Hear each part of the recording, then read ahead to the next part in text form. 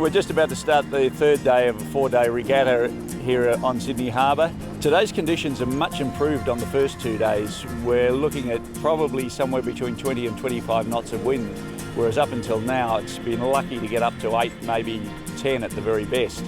There's a lot more north in the wind. It's been very easterly up until now, so we've got a strong northeasterly. It's in early. Here we are, 9 o'clock. It's already blowing well, and we should have good strong winds all day, which the competitors will love.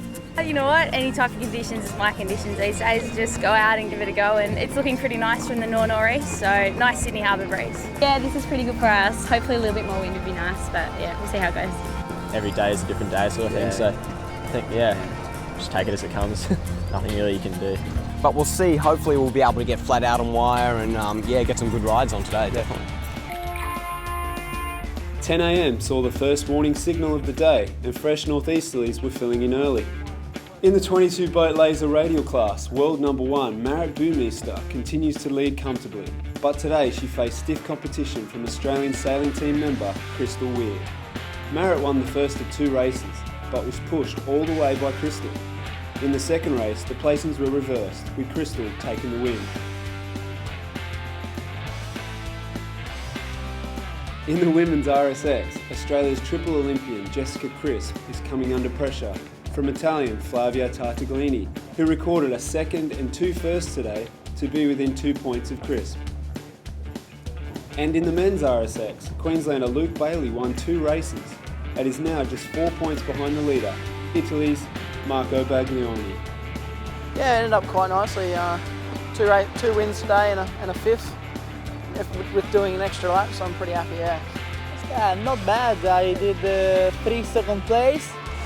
In this condition, I rest in the first place, fortunately, and I hope for tomorrow that I can do the same things.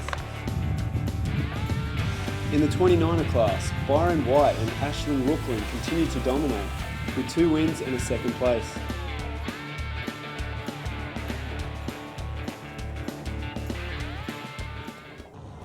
Sail Brisbane winners Angus Galloway and Alexander Goff had another excellent day in the 420, with 3 wins and appear unbeatable.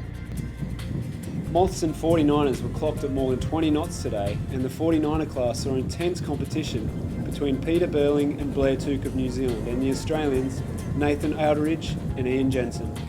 Today the Australians won the first and third races, while the Kiwis won the second. Got a little lead on the Australian boys going tomorrow, so haven't bid them an event yet, so we'll see what happens tomorrow. We're sitting in second overall. We didn't have a great day yesterday, and we were 6 points behind the Kiwis going into today. So we had 2 firsts and a third today, and we gained 1 point on them. So we're now only 5 points behind with 3 races to go. So we've got a big ask ahead of us tomorrow.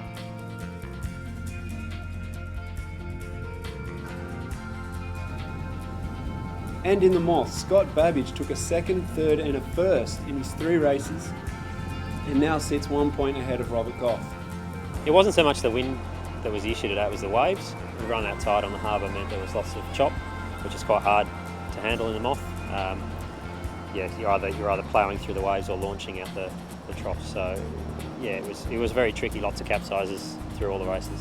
In the laser class, triple world champion and current Rolex ISAF World Sailor of the Year, Tom Slingsby, continued his dominance of the fleet, taking 3 bullets in the challenging conditions.